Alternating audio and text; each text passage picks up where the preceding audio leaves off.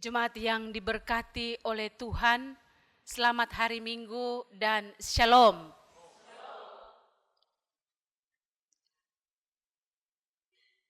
Salah seorang dari 12 murid Yesus berkata kepada Yesus, "Ajarlah kami berdoa." Apakah doa begitu sulit? Atau apakah doa hal yang baru bagi 12 murid? Sehingga mereka harus minta kepada Yesus, "Ajarlah kami berdoa." Dalam tradisi Yahudi, anak-anak dari kecil sudah belajar melantunkan doa-doa liturgis, doa-doa baku sesuai dengan kitab Musa. Karena itu sebenarnya doa bukan sesuatu hal yang baru. Doa adalah tindakan atau langkah yang sangat sederhana, tetapi punya dampak yang besar. Doa sebuah sikap atau tindakan yang mudah dan sederhana. Jikalau kita melihat doa adalah sebuah cara untuk kita mengungkapkan apa yang mau kita ceritakan kepada Tuhan. Tetapi murid-murid melihat ada sesuatu yang berbeda dari doa Yesus. Sehingga mereka minta supaya Yesus mengajarkan cara berdoa. Doa sesungguhnya seperti apa yang harus mereka katakan. Ada beberapa hal yang kita lihat dalam bacaan ini dan juga menjadi bahan perenungan bagi kita saat ini. Hal yang pertama, Yesus ajar apabila kamu berdoa, katakanlah, "Bapa, dikuduskanlah namamu." Allah yang Maha Kudus, Allah yang Maha Suci, Allah yang Maha Agung itu, Dia tidak jauh. Dan karena itu, Yesus minta supaya kita sapa Dia sebagai Bapa. Kalau sapaan atau sebutan sebagai Bapa, itu berarti menghapus jarak dan meniadakan batas. Kalau kita sebut Allah yang Maha Kudus, Suci dan Mulia itu sebagai Bapa, maka doa tidak perlu dikemas dalam sebuah kata-kata yang formal seperti pidato.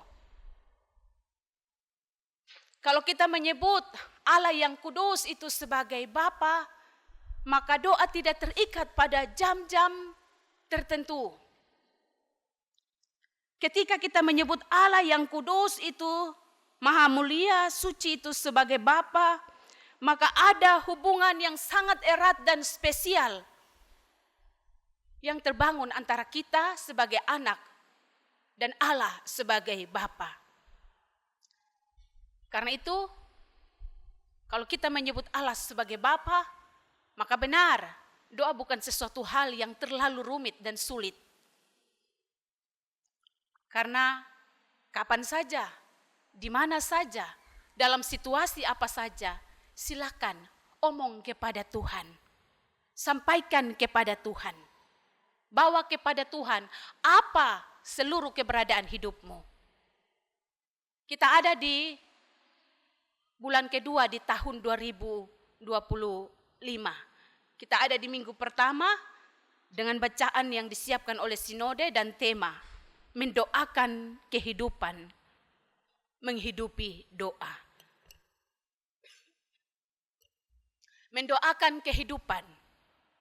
Karena itu apapun persoalan saya dan Bapak Mama, karena itu apapun pergumulan saya dan Bapak Mama, apapun yang kita rasakan saat ini dalam hati saya dan Bapak Mama, yang mungkin tidak bisa kita sampaikan kepada siapapun, termasuk mungkin orang terdekat kita, suami atau istri, omong, ceritakan, sampaikan kepada Tuhan.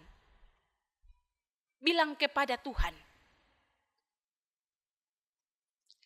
Kenapa Yesus mengajar kita untuk menyapa Dia sebagai Bapa dan dikuduskanlah namamu? Karena walaupun Yesus mengajak kita untuk ada dalam kedekatan dengan Bapa, Tetapi sebutan Bapa tidak menghilangkan kekudusan daripada Allah itu sendiri. Dia tetap Allah yang kudus. Tetapi supaya kita tidak merasa jauh dengan Dia yang kudus dan mulia itu, maka mari kita menyapa Dia sebagaimana yang diajarkan kepada Yesus Kristus. Sapalah Dia sebagai Bapa. Dan itulah isi doa. Doa bukan serentetan tuntutan kita untuk minta Tuhan kasih ini, jawab ini, saya butuh ini. Tidak. Doa pertama-tama adalah sebuah pengakuan tentang Allah yang Maha Kudus, Allah yang Maha Suci itu. Dalam kekudusan dan kesuciannya, Ia mau menyapa kita sebagai anak-anak. Dan karena kedekatan sebutan Bapa dan Anak, maka Allah menanti kita untuk datang menjumpainya. Kapan saja, di mana saja, saat senang, saat susah, saat mengalami duka, saat mengalami suka, saat ada dalam kelimpahan, saat ada dalam kemelaratan, saat kurang, saat lebih. Sapa Dia sebagai Bapa. Cari Dia sebagai Allah yang kudus, mulia, suci, tetapi mau dekat dengan kita dan memberkati kita sebagai anak-anaknya. Hal yang berikut yang Tuhan Yesus ajarkan kepada murid-murid yang juga kepada kita saat ini, ketika kita berdoa, setelah kita ada dalam pengakuan tentang kebesaran Tuhan, kemahakuasaan Tuhan, kedaulatan Tuhan untuk hidup ini, baru kita minta. Jadi prioritas kita fokus dalam doa bukan hanya permintaan. Mengaku dulu, ada dalam pengakuan terhadap siapa itu Tuhan dan ketergantungan kita kepada Dia. Dan kemudian baru ayat 3, berilah kami setiap hari makanan kami yang secukupnya. Berdoa adalah menyampaikan apa yang menjadi kebutuhan kita. Dan kebutuhan kita adalah soal makan dan minum. Supaya kita dapat kekuatan untuk melanjutkan kehidupan ini. Untuk memberi arti dalam kehidupan ini. Yesus ajar kita untuk minta Tuhan dalam keyakinan Dia sumber berkat. Dia yang menyediakan dan memberikan segala sesuatu untuk kita kelola dan kita nikmati. Tuhan ajar kita minta kepada Tuhan dan mengingatkan bahwa Dia sumber berkat. Supaya kita jangan kejar-kejar berkat, tapi lupa Dia sumber berkat itu. Berikanlah kami setiap hari makanan yang secukupnya. Supaya kita terus bergantung kepada Tuhan. Berkelebihan kadang-kadang bisa buat kita lupa Tuhan. Minta dalam keyakinan Tuhan sumber berkat. Dan Tuhan memberikan cukup untuk apa yang menjadi kelebihan kita bagi orang lain. Isi doa selain permohonan untuk minta berkat, juga ada permohonan untuk Tuhan mengampuni segala dosa dan pelanggaran kita. Karena Dia kudus, Dia minta supaya kita kudus. Jangan dosa menjadi penghalang atas doa kita, doa-doa kita. Karena itu minta Tuhan untuk terus perbaharui hidup kita. Minta Tuhan untuk kasih kita kepekaan sadar akan dosa dan pelanggaran kita. Supaya jangan mati rasa. Buat dosa tapi anggap biasa. Buat seperti tidak ada apa-apa. Tuhan ajar kita untuk minta kepada Tuhan yang berkuasa mengampuni dosa kita. Dan melayakkan kita untuk disebut sebagai anak-anak Tuhan. Tuhan menciptakan manusia. Ketika Adam dan Hawa jatuh dalam dosa, manusia terjerumus dan terpenjara dalam dosa. Upaya manusia yang kita buat tidak mampu membawa kita untuk dilayakkan sebagai anak-anak Tuhan. Persembahan ibadah kita tidak mampu membuat kita untuk layak disebut sebagai anak-anak Tuhan. Karena itu Tuhan bilang hanya di dalam Yesus Kristus Dosa dan pelanggaran, kecemaran dan aibmu tidak diperhitungkan, diangkat dan dihapus oleh Tuhan. Dalam doa kita diingatkan supaya kita minta Tuhan mengampuni segala dosa-dosa kita. Dan juga ada permohonan yang ketiga. Setelah doa minta berkat, doa minta pengampunan, doa supaya jangan membawa kami ke dalam pencobaan. Jangan lagi mau hidup dalam dosa. Kalau Tuhan sudah ampuni, jangan lagi mau hidup dalam dosa. Minta Tuhan, kasih kuat hati untuk katakan tidak kepada segala kenikmatan duniawi yang ditawarkan. Kalau itu hanya membuat kita jatuh lagi dan terpuruk, terjerumus dalam dosa, pelanggaran, menyakiti hati sesama, menyakiti hati Tuhan.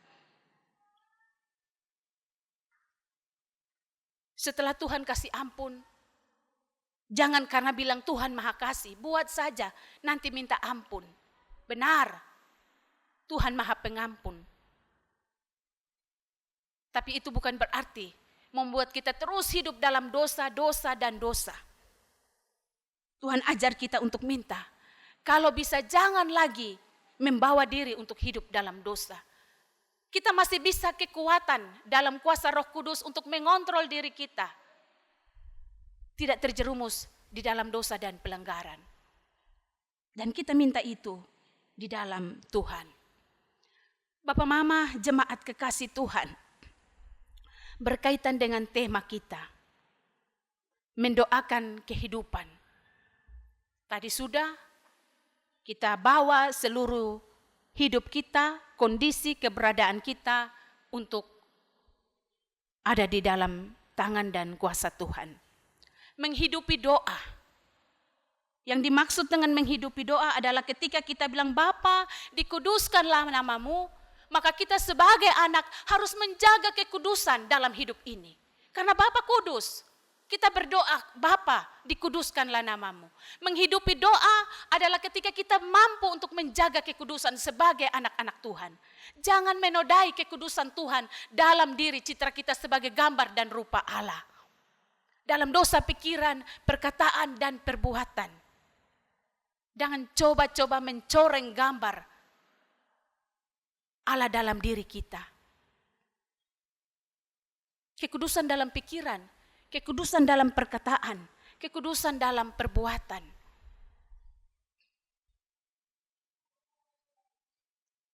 Itu menghidupi doa.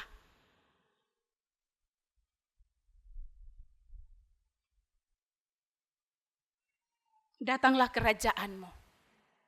Kerajaan Allah bukan sebuah tempat, tetapi juga berarti sebuah situasi yang penuh damai sejahtera.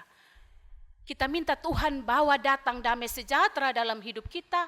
Berarti menghidupi doa adalah menciptakan damai sejahtera itu. Jangan kita pemicu dari pertengkaran, perselisihan, bawa kehancuran dalam rumah tangga, dalam persekutuan berjemaat atau bermasyarakat. Tapi menghidupi doa ketika kita minta doa untuk datang damai sejahtera, maka kita harus menjadi orang yang mampu menciptakan damai sejahtera. Tentu bukan untuk menyenangkan hati manusia, tetapi sesuai dengan apa yang Tuhan kehendaki. Menghidupi doa adalah ketika kita berdoa, berilah kami setiap hari makanan kami yang secukupnya dengan penuh hormat, tetapi dalam kehidupan kita tidak jujur. Kita ambil apa yang menjadi milik orang lain. Dalam kehidupan sehari-hari kita begitu serakah sampai lupa bahwa bagian dari berkat kita adalah milik dari sesama yang membutuhkan, yang Tuhan titip lewat kita. Menghidupi doa adalah ketika kita mampu bersyukur dan mengelola segala berkat Tuhan itu yang ada pada kita, tidak saja untuk diri kita sendiri, tapi juga untuk orang lain.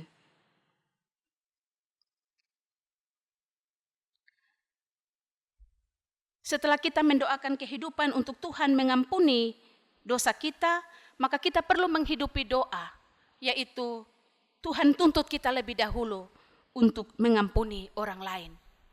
Kita doakan supaya Tuhan ampuni dosa kita. Tetapi Tuhan mau kita menghidupkan doa itu dengan memberikan pengampunan kepada orang lain. Sebelum minta Tuhan, Tuhan tuntut kepada diri kita sendiri. Lepaskan pengampunan itu. Lepaskan dan berikan maaf itu. Memang tidak mudah Bapak Mama. Ketika kita bicara pengampunan, terlalu sakit ketika dihina, terlalu sakit jika dilecehkan, terlalu sakit ketika dipermalukan. Tapi Tuhan bilang, kalau kita mau diampuni, maka kita harus bisa mengampuni. Kita tidak mau doa kita sia-sia, karena itu kita harus belajar mengampuni.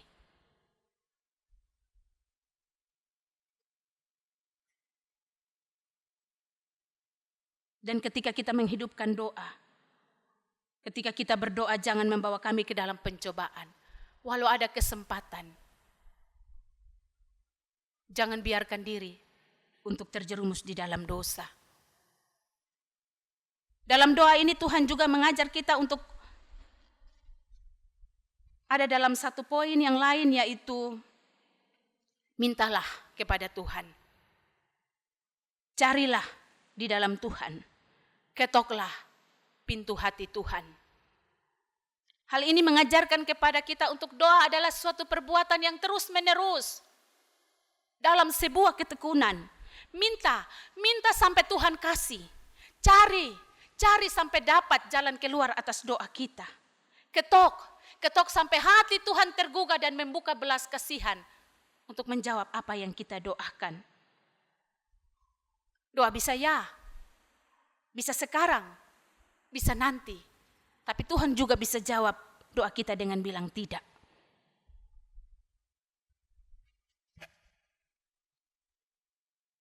Tetaplah ada dalam keyakinan.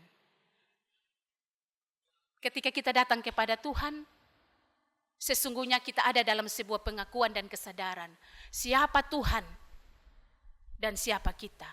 Kalau kita minta tolong kepada orang, kita ada dalam keyakinan bahwa dia mampu menjawab, mampu memberi apa yang saya butuh, apa yang saya minta. Tuhan lebih daripada sekedar itu. Datang, sampaikan seluruh isi hatimu kepada Tuhan. Tetapi doa tidak sekedar berbicara dengan Tuhan. Doa juga adalah menunggu waktu untuk Tuhan menjawab kita. Doa juga adalah membangun keintiman dengan Tuhan, keakraban dengan Tuhan. Sebagaimana Yesus ajarkan, sapa Dia Allah yang Maha Kudus, suci dan mulia itu sebagai Bapa. Jadi hal yang pertama bukan minta, tetapi bangun keintiman, keakraban dengan Tuhan. Kalau kita akrab, kita intim dengan Tuhan, sebelum minta, Tuhan sudah sediakan apa yang kita butuhkan. Kita mengaminkan itu. Karena Dia Allah yang Maha Kuasa. Kekuasaannya tidak dibatasi oleh ruang dan waktu. Dia menyelami hati kita. Dia tahu sebelum kita ungkap. Karena itu persoalannya Tuhan belum jawab doa kita, atau kita merasa seakan-akan kita terlalu berlelah di dalam menaikkan permohonan dan ungkapan syukur kita. Jangan sampai persoalannya kita tidak membangun keintiman dan keakraban dengan Tuhan. Tuhan tetap menjadi Allah yang begitu jauh. Dan kita tidak jadikan sebagai Bapa dalam hidup kita. Yang bisa merengek, merajuk, orang Jawa bilang.